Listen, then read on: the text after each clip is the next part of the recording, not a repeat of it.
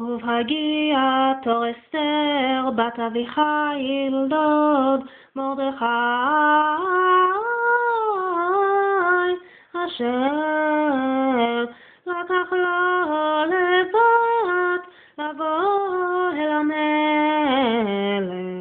לא ביקשה דבר כי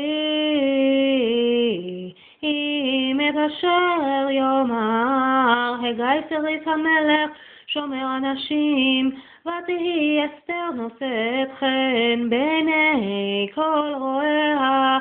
ותלקח אסתר אל המלך אחשוורוש אל בית מלכותו בחודש העשירי הוא חודש טבת בשנת 7 ויאהב המלך את אסתר מכל הנשים ותישא חן וחסד לפניו מכל הבתולות וישם כד המלכות בראשה וימליכיה תחת ושתי ויעש המלך משתה